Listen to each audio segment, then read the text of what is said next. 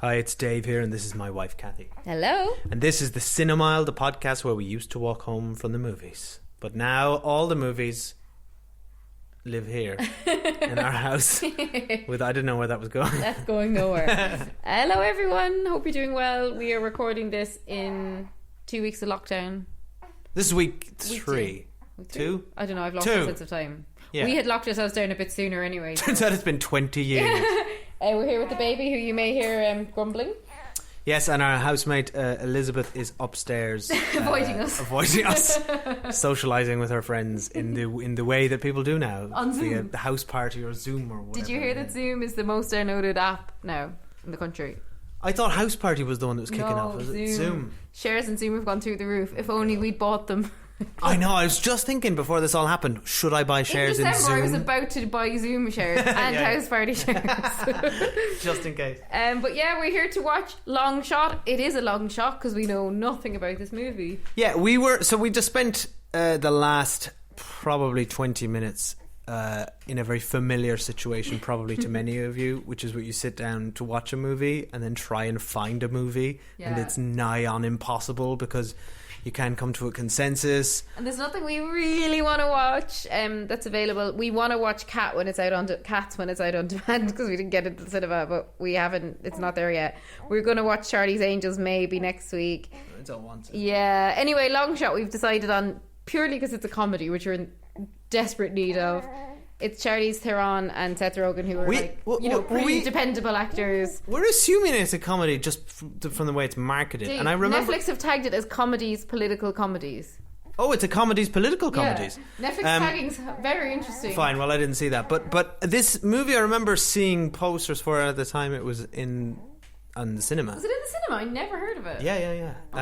And it looks like a straight to DVD thing.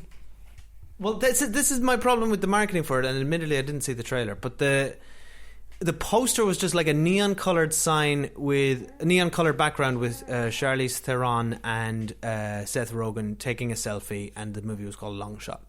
And I'm sounds terrible. What is this? Well, it's reunited from childhood. A headstrong presidential candidate hires an opinionated speechwriter who challenges her political strategies and heart. There's an ellipsis there. Who challenges her political strategies. But it's actually really badly typed. Now we're here to critique the grammar of Netflix because it goes political strategies space ... space and heart. You're right. You never put a space at the front of an ellipsis. No. You put it afterwards. They've got it wrong. And clearly it's changing her heart, so it should be comedies / political comedies / rom comedies. But how do you know it's a rom comedy? Well, it's challenging her heart. Unless her heart changes. But you're saying that people in political comedies can't have their hearts changed? Well, I guess unless her heart changes about like what party she represents, surely it means her heart changes and she falls in love with Seth Rogen. Elliot's also just learned how to suck his thumb, so he's chowing down here. I think we shouldn't bother watching this movie, but instead all our episodes from now on should just be critiques of the synopses on Netflix, and then us wildly speculating about what the movie's about. Agree. And also it's fun to watch something on Netflix because like I'm pretty sure every single person that listens to this podcast has Netflix. So if you haven't seen it, it's called Long Shot. It's a political comedy / comedy. Go and watch it and then come back and listen to the review, right? Does that sound good? That sounds great. Right, we'll meet you back here in 2 hours and 4 minutes. Yeah. And I'm hoping it's shorter than that because usually credits are involved when we see these totals. Oh yeah, long credits on this one, I'd say. And it's directed by Jonathan Levine, who we just did some, very deep IMDb diving on. And not hugely Warm promising. Bodies was good. Warm Bodies was good, yeah. But then he also did Snatched, which we did an episode on back in the day. Can't remember what we thought of it. I remember I didn't like it and you did. Okay, great. I'm Dying Up Here, which is that show about stand-up comedians that we didn't mind but never watched much of. And that's it, really. That's really boring, me reading his IMDb out. So there you go. Yeah. So this is why we should record our walks to the cinema, because they are more fun than our walks sitting in our living room. This is not a walk. Yeah, it's just a rambling. We're losing people. If I was listening to this, I'd be like, get on with it. Stop critiquing. Stop telling me how many spaces there are in an ellipses. Right, well, see everyone in a minute, hopefully. for you. 2 hours and 4 minutes for us. Stop talking. Bye. Charlotte, I would like to endorse you to be the next president of the United States. Oh my God. You've been a great secretary. A state. Which state again? All of them? Is the Secretary of State looking at us? I kind of know her. It's like kind of knowing a mermaid. Do you tell people that? She probably doesn't remember who I am. Secretary Field would like to speak with you. With me? I can't shake this feeling that we know each other. We do. We do? Picture me, I guess, maybe like 20 years younger, but like this. Flarsky? Yeah! What are you doing these days? I'm a journalist. You're a great writer, but sometimes you're a little too much. I don't think I am too much. I actually think I am the perfect right portion. It's really nice to see you again. Okay! Crack it down! I'm okay. Did policemen just call me a cracker? What is the relationship exactly? I used to babysit for him. You babysat for him? Wow, time has not been kind. Hi, we're back and we're out for our daily exercise / podcast time. Designated walk. Yeah. We're so lucky that we have a family member living with us who can look after 2 kids while we go for our walk. Yeah. We're walking around the block recording the podcast and there's nobody to be seen. Except that car that you can loudly Really hear. loud van there. Yeah, it's very strange times, but the sun is out and look, we just all have to be grateful for what we have. Yes, and for watching Long movies Shot on Netflix. As we were watching Long Shot, we kept going, what's it called again? It's the most generic movie title I've ever heard. So this is, I think, a great case of how a bad title can hurt a good movie. And a bad poster, because Dave showed me the poster he was talking about, and between the name and the poster you would have no idea what this is about. So look it up. Google Long Shot poster when you have a minute. Go to the image bit.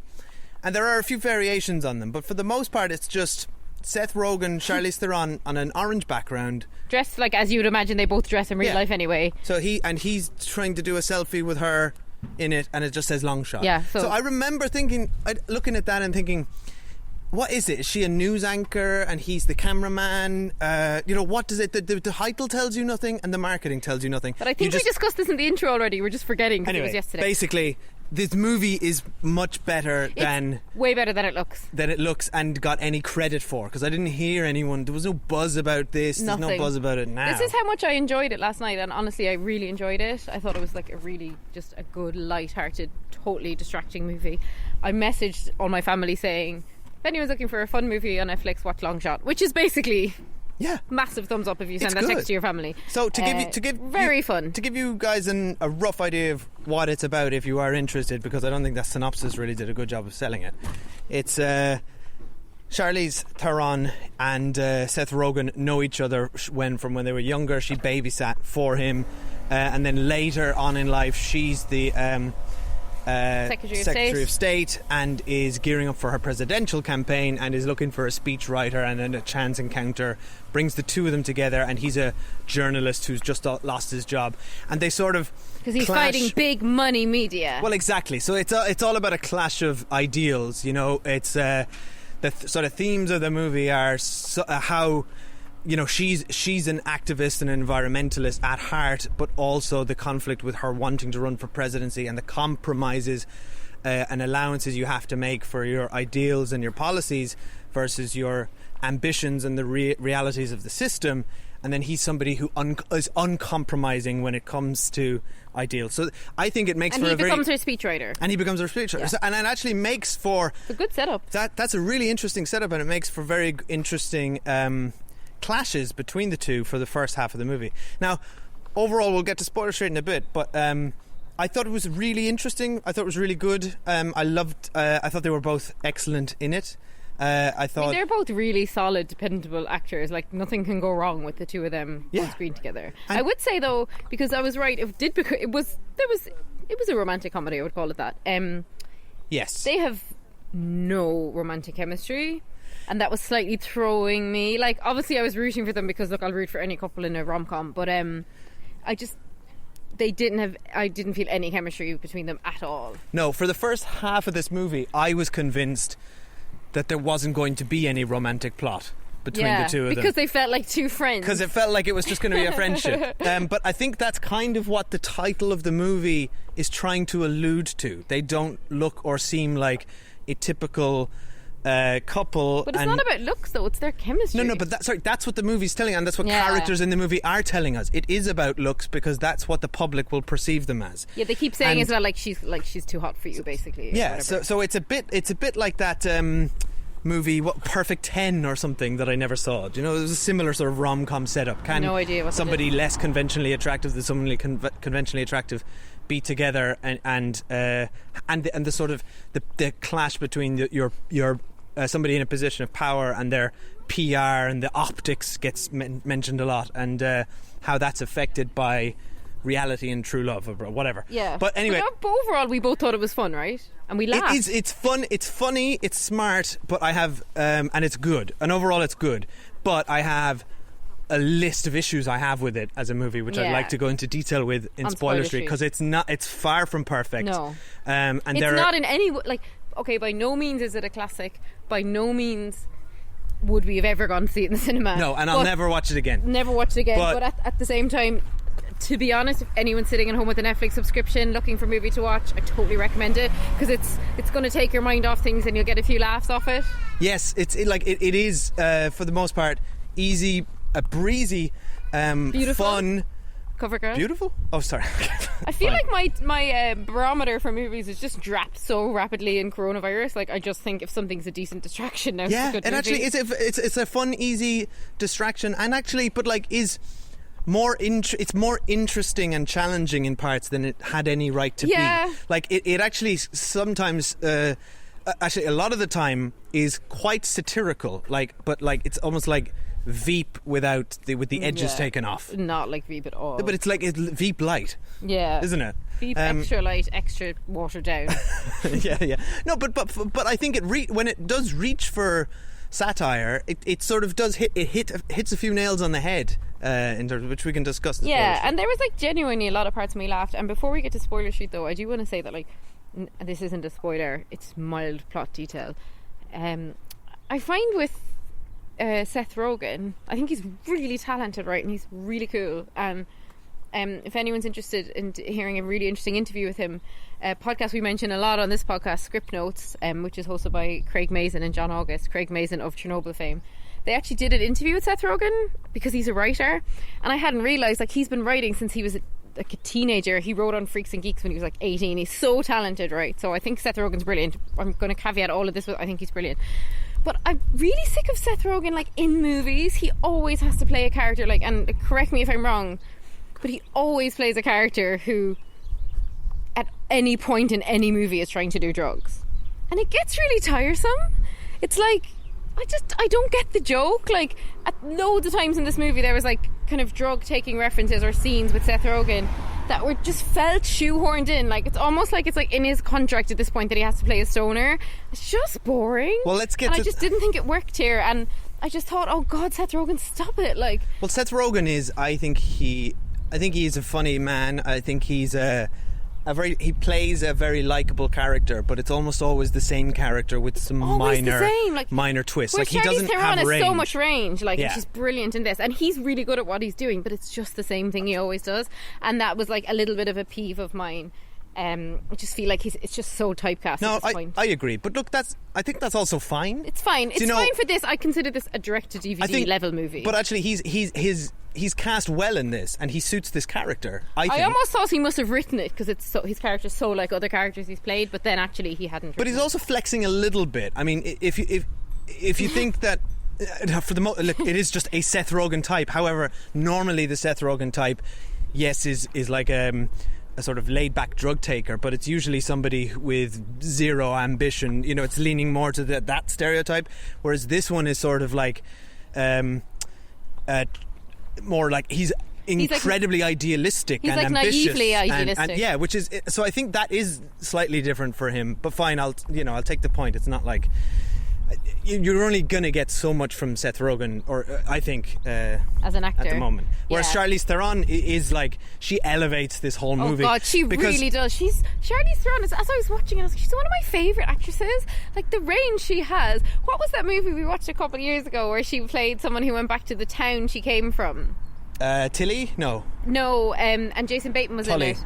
and she came back to the town and where she's a young adult. Oh, young it's really adult, good. like, yeah. that was the first time I saw her being like very comedic, because I think that she's often very serious in movies. Like, what was that movie she won the Oscar for? Like Monster. Yeah. She's incredible. But She's so good in this, and like if you think of her style, like think of Claire Underwood in House of Cards. Like that's the vibe she's channeling in terms of her style, and she's just she's jaw-droppingly beautiful and talented. Like she's just so talented, but also somebody who can, speaking of range, she's never out of place in any movie or any genre. Like she's as comfortable in this sort of mildly satirical comedy as she is as a kick-ass action star in Mad Max Fury Road. Yes!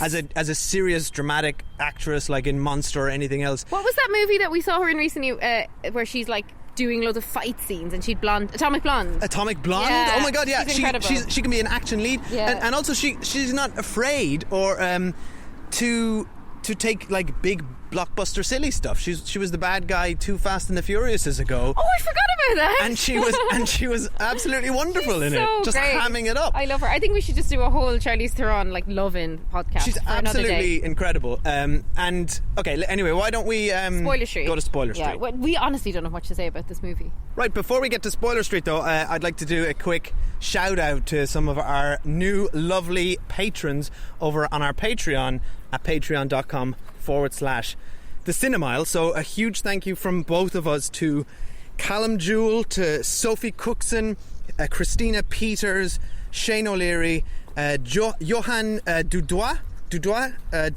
Sorry, Johan. I love you, bitch. And I'm butcher presuming at it's least one Johan. name every time. I'm really sorry. And Dalia Ortega. That's just to name a few of the people who are paying $2 or $3 a month to get our extra bonus podcast feed, the Cinemile High Club, filled with retro movie reviews and TV show pilot reviews. So we just watched Firefly the other day. And, the pilot of Firefly, which we had so much fun watching and reviewing. And Clueless. And we're about to... we've got a suggestion up there we're looking for 90s high concept action movies, because our new housemate Elizabeth hasn't seen none of them. So we're looking every for movie we mentioned to her, she's like, huh? We're like, Speed? No? Point Break? What? Demolition Man? When Come on. She hadn't seen Speed. I was like, sorry, are you okay? Like, so if you're interested in listening to that and you want more content and you like what we're doing here and want to contribute to the show, then it's patreon.com/The Cinemile, and a huge thank you to all of our members there. Thank you, guys.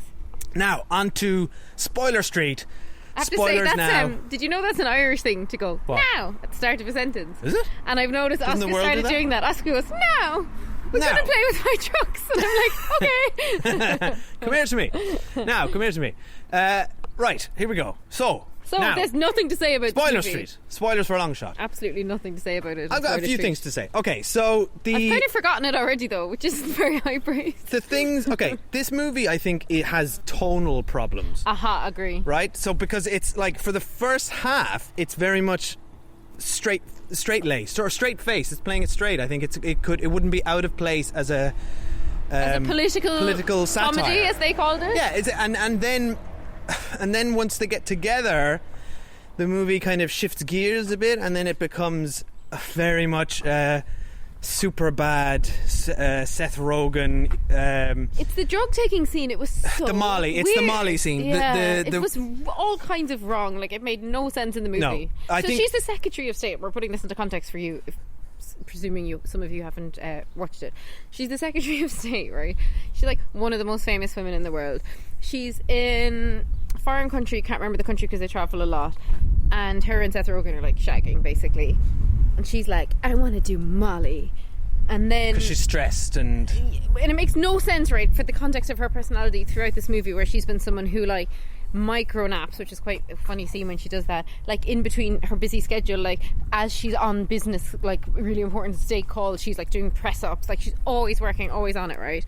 And like she basically is a personality transplant when she gets with Seth Rogen. She's like, I want to do Molly. So then they go out to a nightclub and do Molly together, and then there's this whole scene where they're on drugs, and we were just like, this is out.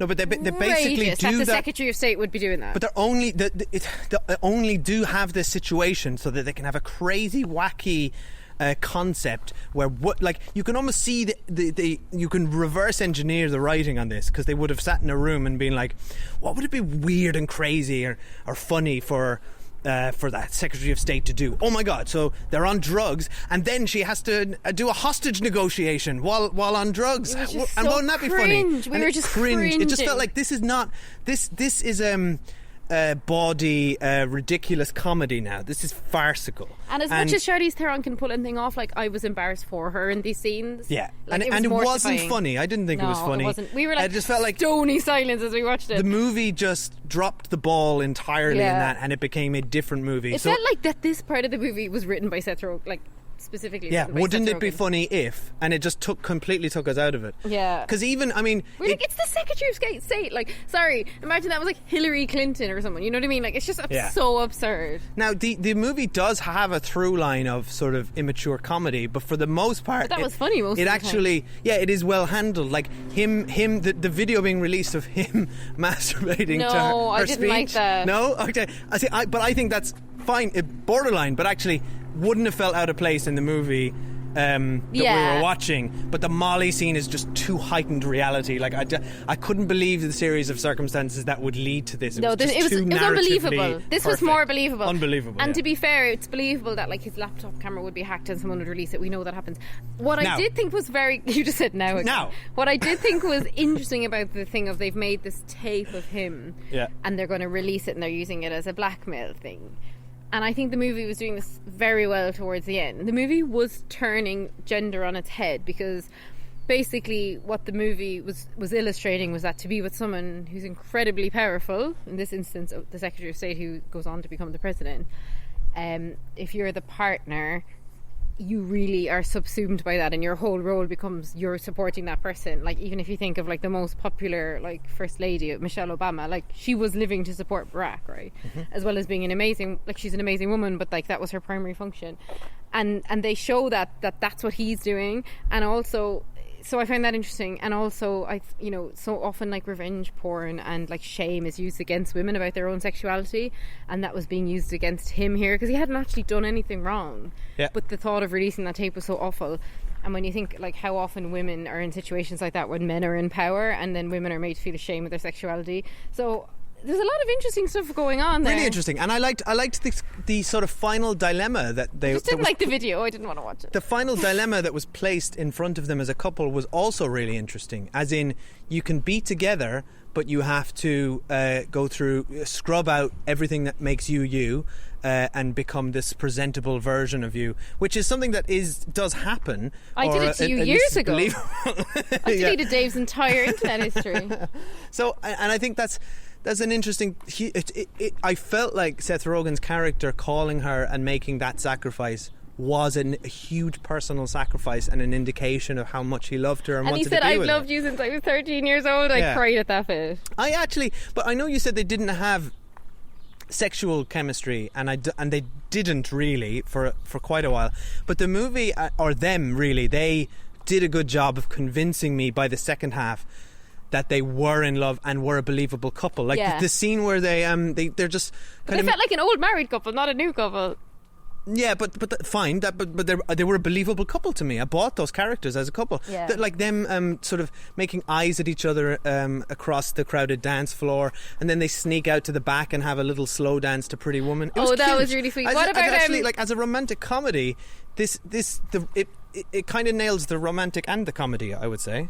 I wouldn't say it nailed it. I'd say it's totally good, though. I mean, I've seen so many bad rom-coms, to be honest, that like, this is definitely in the top 50%. No, that's probably not saying much. Yeah, it's a good romantic comedy. Good cameo by Alexander Skarsgård, who's like, at one point my little sister Elizabeth walked in and watched her for about 20 minutes in between her Zoom. They definitely had fake calls. teeth on him, right? And she was like, "Who's that?" And we were saying it's Alexander Skarsgård. She's like, "What?" Like, he's a very handsome guy. They make him very unattractive. They make him basically like a Justin Trudeau. He's a Justin Trudeau type, and but with like a little bit more dweeby. And he says, like, because they're all obsessed about, their ratings and like what's being said about them by people, and he said they said I have a horrible laugh and I shouldn't laugh in public, and then later on he laughs and you're like, like, it's really horrible. The movie does a lot of good cameos. I liked Lisa Kudrow coming in as the the PR person. Yeah. You're rating an 84 on humour, so let's see if we can get that number a bit higher up. Like as if you could just engineer a sense of humour. I like that idea. And then Charlize Theron's like, but what about my policies? And she's like, nobody cares about those. No, she said, we don't dig into policies.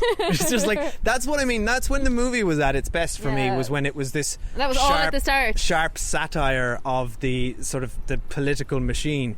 And I really enjoyed Bob Odenkirk as this sort of alternative Trump in many ways. Like, it feels like a stab at Trump while also being a different version of him. It didn't feel like it was just aping Trump, which would have been very dull. Boring. Yeah. But actually to basically make a self-obsessed TV star as president, and Bob Odenkirk is just wonderful in everything. So he had played the president for like 8 series in a show, and now he's the president. The scene where you first meet him and he's watching himself in the Oval Office playing the president in the Oval Office, and he's just loving it. It's wonderful. And the whole concept of the president just really wants to be a movie star, like that's more important to him than being the president, was a good gag, and I enjoyed it. And there was some stuff in it where they explored, like, so for example, right at the end, Charlize Theron gets up and makes this speech where she curses and admits she's being blackmailed and that her boyfriend was filmed masturbating and all this kind of stuff.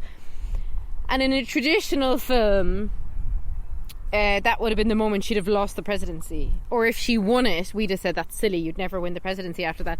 But now in the post-Trump world, I was like, yeah, I can see why she's president now. Yeah. She went up and made that insane speech, which was unhinged. But yeah, sure, why wouldn't you be president? Like, I don't disbelieve it anymore. If I'd seen this movie a couple of years ago, I'd have been like, that's too farcical. Also, there was last year, there was an election. Oh God, I can't remember the country, but it was in. I'll look this up and post it later to our Twitter. So when you were making all these notes when you watched the movie, you couldn't. No, I forgot to look it up. I said to you, look it up. I forgot to look it up. But basically, I said today, wait to do facts before you say the story. Basically, this is a fact that a country in Europe last year elected a president who had played the president on TV. That actually did happen, but it was in a comedic role on TV. So he was a comedian actor who is now the president of that country. And I will look it up and post it on Twitter. I look forward to seeing the supposed fact linked to in the show notes. Guys, or you just Google it yourself, right? I can't. I'm not. No, it's not a retraction. It happened. I read a whole article on it. I just can't remember the most important part of that story. Can I take some credit and toot my own horn for a second for the 2 brilliant calls that I made without IMDb that you were negging me about? Because I said that's Andy Serkis in prosthetics. I didn't neg you. I said I don't care. Stop talking about it. No, you did not say that. You said that's not Andy Serkis, and you were absolutely. You said that's not him. That's some old man, and I was like, that's Andy Serkis wearing prosthetics for no reason. Andy Serkis will only act in prosthetic or in front of a green screen.